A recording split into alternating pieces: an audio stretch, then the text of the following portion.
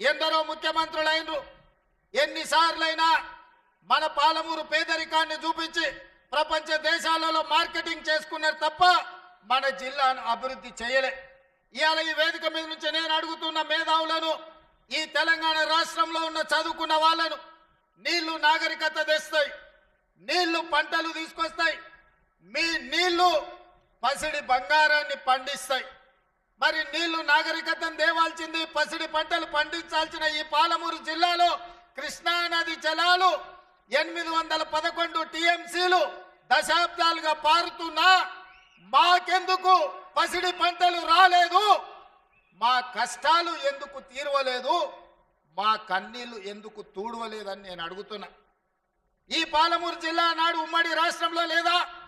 ఈ పాలమూరు జిల్లా ఏర్పడ్డ తెలంగాణ రాష్ట్రంలో లేదా? ఈ పాలమూరు జిల్లా బీఆర్ఎస్ పార్టీకి ఓట్లు వేయలేదా?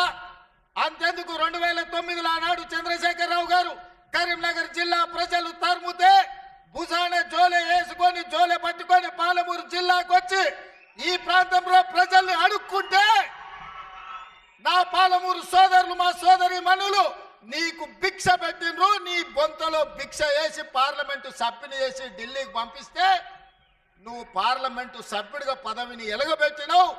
సోనియమ్మ తెలంగాణ రాష్ట్రం ఇస్తే నువ్వు తెచ్చినా అని గొప్పలు చెప్పుకున్నావు. ఆనాడు పాలమూరు జిల్లాను దత్తత తీసుకుంటున్నావు. తెలంగాణ రాష్ట్రం వస్తే పాలమూరు బాగుపడుతుందన్నావు. వలసలు ఆగిపోతాయన్నావు. మా కన్నీళ్లు తూడుస్తా అన్నావు. మా ప్రాజెక్టులు పూర్తి చేస్తా అని మాటిచ్చినావు. నేను ఇవాళ అడుగుతున్న వేదిక మీద నుంచి 10 సంవత్సరాలు ముఖ్యమంత్రిగా ఉన్న చంద్రశేఖరరావు గారు 2009లో మేము హక్కున చేర్చుకొని మా కడుపులో పెట్టుకొని చూసుకుంటే, మేము భుజాల మీద పెట్టి మోసుకుంటే, పాలమూరులో ఊరు లేకపోయినా, పార్లమెంటులో నీకు నోరు రాకపోయినా, మేము ఎంపీగా గెలిపిస్తే, మేము భిక్ష పెడితే నువ్వు ఆనాడు ఎంపీ అయినావు. ఆ సంగతి మర్చిపోకు. మరి 10 సంవత్సరాలు ముఖ్యమంత్రిగా ఉన్న నువ్వు మా ప్రాజెక్టులను ఎందుకు పూర్తి చేయలేదని నేను అడుగుతున్నా. ఇవాళ ఈ వేదిక మీద నుంచి పెద్ద పెద్ద మాటలు మాట్లాడుతున్నారు, పంకనాల మాటలు. ఇవాళ నేను అడుగుతున్నా చంద్రశేఖరరావు గారిని, 10 సంవత్సరాలు ఈ తెలంగాణ రాష్ట్రానికి 2 సార్లు నువ్వే ముఖ్యమంత్రి కదా, నీదే ప్రభుత్వం కదా, మా జూరాల ప్రాజెక్టు పూర్తి ఎందుకు కాలే? మా కల్వకుర్తి ఎత్తిపోతల కంప్లీట్ ఎందుకు కాలేదు?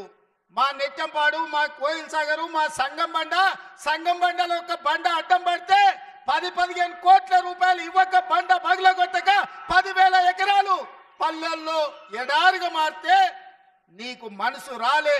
సంగం బండలో బండ వలగొట్టలే. కానీ మేము